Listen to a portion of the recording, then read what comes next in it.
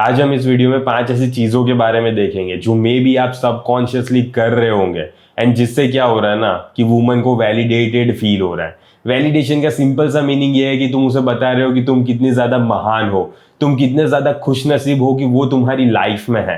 तुम इतना सारा वैलिडेशन उसे प्रोवाइड कर रहे हो, तुम ये सारी चीज़ें उसे बता रहे हो एंड तुम्हारा मेन इंटेंशन ये चीज़ बताना नहीं है, लेकिन फिर भी तुम कुछ चीज़ें कर रहे हो एंड जिसकी वजह से ये शो हो रहा है कि रियली में तुम ऐसा बताना चाहते हो कि वो बहुत लकी है या कुछ भी हो गया।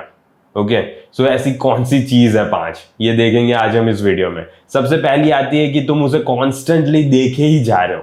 देखना और एक स्टेयर करना दोनों अलग चीज होती है। अब इसमें क्या हो रहा है ना कि तुम स्टेयर कर रहे हो, तुम घूरे जा रहे हो उस लड़की को। अब इतना घूरोगे तुम उस लड़की को तो क्या शो हो रहा है कि वो तुम्हें देख ही नहीं रही। समझ रहे हो कि वो तुम्हें देख ही नहीं रही, लेकिन फिर भी तुम कॉन्स्टेंटली उसको देखे ही जा रहे हो। मैंने ऐसे बहुत सारे लोगों को ना मेरे जिम में देखा है कि लड़कियां उसके सामने देख भी नहीं रही एंड लड़कियां अगर नहीं देख रही ना, तुम क्यों उसके सामने देख रहे हो। वो तुम्हारे सामने थोड़ा तो आई कांटेक्ट करे, फिर वो नजर घुमाएगी, तब ये शो होगा कि नहीं रियली में वो इंटरेस्टेड एंड फिर तुम उसके सामने देख सकते हो। या तो फिर तुमने एक बार उसके सामने देख लिया एंड फिर भी वो तुम्हारे सामने देख भी नहीं रही, तुम्हें भाव भी नहीं दे रही, तो फिर क्यों तुम उसके सामने देख रहे हो। तुम अगर कॉन्स्टेंटली उसके सामने ही देखते जा रहे हो ना एंड उसको कोई फर्क ही नहीं पड़ रहा, वो अपने काम में ही लगी हुई है, तो इसका सिंपल सा मीनिंग यही है कि तुम उसे फालतू का वैलिडेशन दे रहे हो।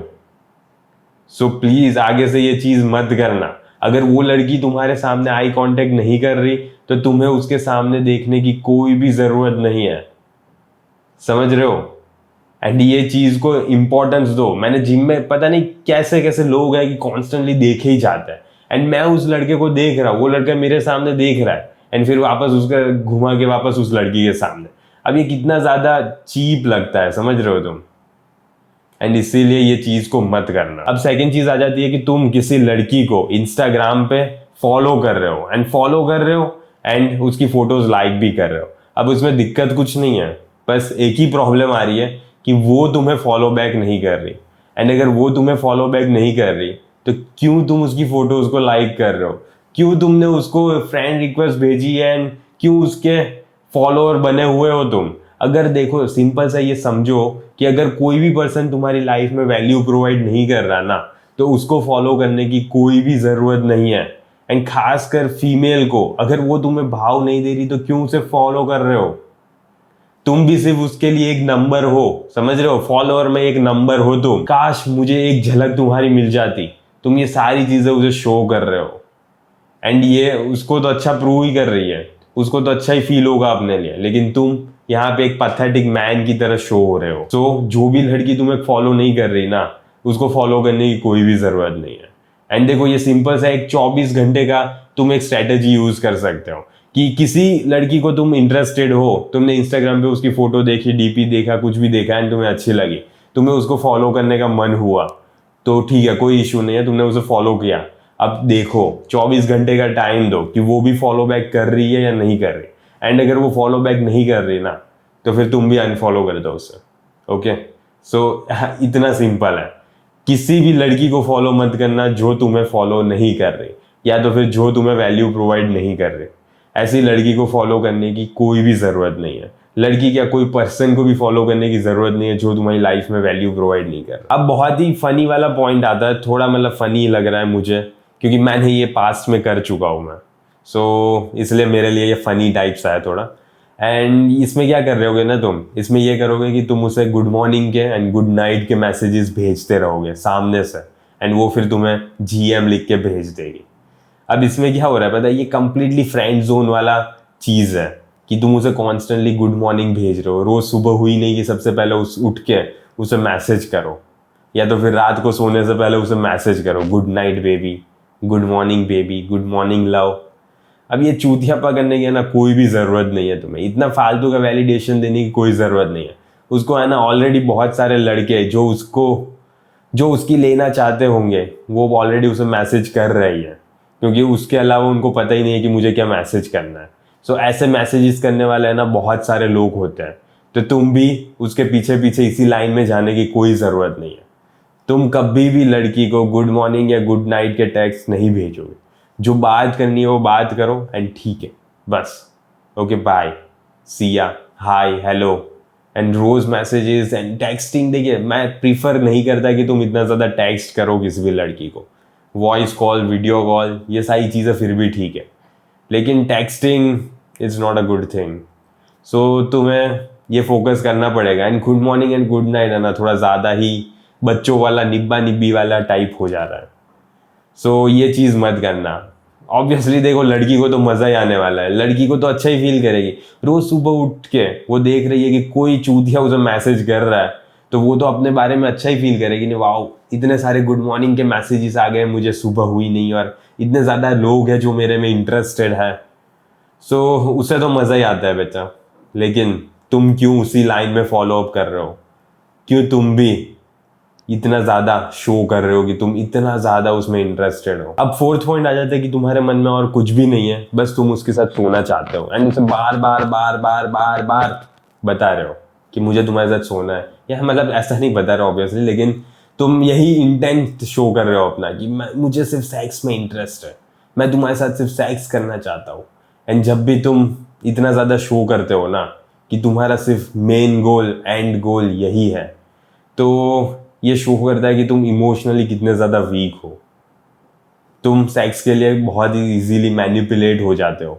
वुमन इजीली तुम्हें कंट्रोल कर सकती है अगर तुम सिर्फ सेक्स के लिए ही उसके पीछे पड़े हो।